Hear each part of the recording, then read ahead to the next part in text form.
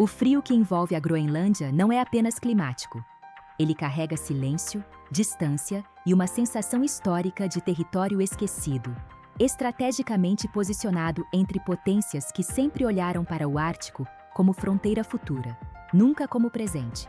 Nos últimos dias, porém, esse silêncio foi rompido por uma declaração que atravessou oceanos, alianças e tratados. Donald Trump afirmou que pode punir economicamente países que não apoiem a ideia de os Estados Unidos assumirem o controle da Groenlândia. A frase, dita de forma direta, abriu uma nova frente de tensão internacional e colocou um território pouco falado no centro de uma disputa geopolítica de alto risco. A notícia surgiu em meio a um contexto global já instável. O mundo acompanha guerras prolongadas, alianças desgastadas e um retorno cada vez mais explícito da política de poder. Quando Trump voltou a falar sobre a Groenlândia, não soou como uma provocação isolada. Soou como parte de uma lógica maior, na qual tarifas, sanções e pressão econômica se transformam em instrumentos de coerção política. Ao mencionar a possibilidade de impor tarifas a países que não apoiem a posição americana, ele deixou claro que o debate não se restringe à Dinamarca ou ao território groenlandês, mas alcança toda a arquitetura de alianças do Ocidente. O que está em jogo, oficialmente, é segurança nacional. A Groenlândia ocupa uma posição estratégica no Ártico, região cada vez mais disputada à medida que o degelo abre novas rotas marítimas e facilita o acesso a recursos naturais valiosos. Bases militares, sistemas de radar e corredores aéreos fazem do território uma peça-chave para o controle do Atlântico Norte. Na prática, porém, a fala de Trump desloca a discussão do campo estratégico para o campo político, ao sugerir que países aliados podem ser punidos se não se alinharem aos interesses dos Estados Unidos. A cobertura da mídia de centro tratou o episódio com cautela institucional.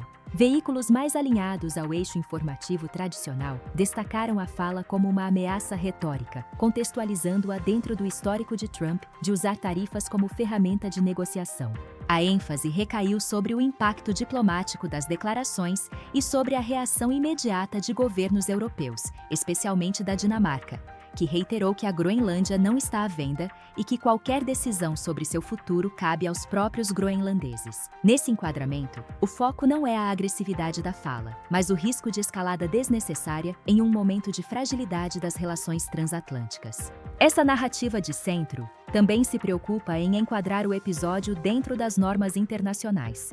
Ressalta tratados, compromissos da OTAN e o fato de que a Groenlândia, embora estrategicamente relevante, possui autonomia política e identidade própria. Ao mesmo tempo, evita tratar a ameaça de tarifas como uma ruptura imediata, preferindo descrevê-la como um movimento de pressão típico de negociações duras, ainda que politicamente controversas. O tom é de alerta, mas contido, quase burocrático, como se o sistema internacional ainda pudesse absorver mais esse choque sem colapsar. Já a mídia de esquerda adota um tom mais crítico e ideológico. Nesse enquadramento, a declaração de Trump é apresentada como um exemplo claro de imperialismo moderno, travestido de discurso de segurança. A ideia de punir países economicamente para forçá-los a apoiar a tomada de controle de um território é descrita como uma violação dos princípios de autodeterminação e soberania. A Groenlândia aparece menos como peça estratégica e mais como vítima potencial de uma lógica de dominação que ignora povos locais e acordos internacionais. Esse viés também conecta a fala de Trump a um padrão mais amplo de política externa baseada em coerção.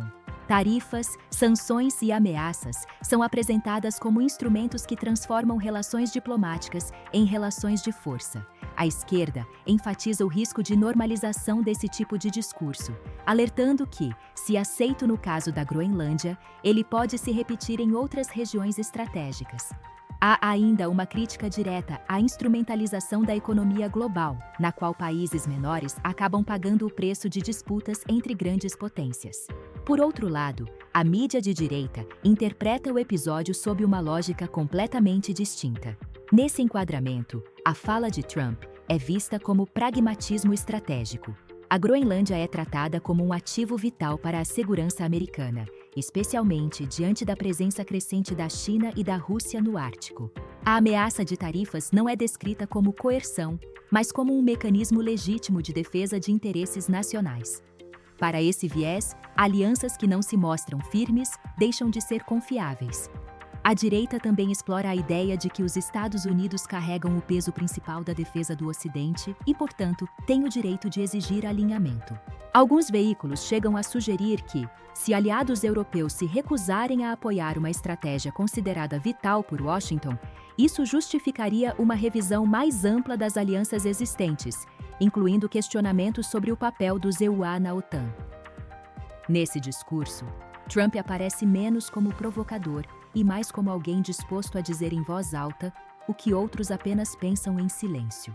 O contraste entre essas narrativas revela algo maior do que a disputa pela Groenlândia. Ele expõe um mundo em que o consenso internacional se fragmenta rapidamente. O mesmo fato pode ser interpretado como ameaça imperialista, barganha política ou estratégia defensiva legítima, dependendo do enquadramento ideológico.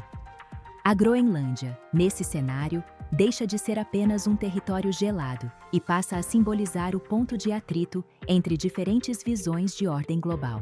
No fundo, a questão não é apenas se os Estados Unidos podem ou não pressionar aliados com tarifas. A questão é até onde vai a disposição do sistema internacional de aceitar a política de força como linguagem normal. Se tarifas se tornam instrumento de alinhamento geopolítico, alianças deixam de ser pactos voluntários e passam a funcionar sob lógica de punição e recompensa. Isso altera profundamente a natureza das relações internacionais. Ao final, a fala de Trump não resolve nada, mas inaugura mais uma camada de incerteza. Ela testa limites, provoca reações e força governos a se posicionarem, mesmo quando prefeririam o silêncio diplomático. A Groenlândia segue onde sempre esteve, mas o mundo ao redor dela já não é o mesmo. Em um cenário de rivalidades crescentes, até o gelo mais antigo pode começar a rachar.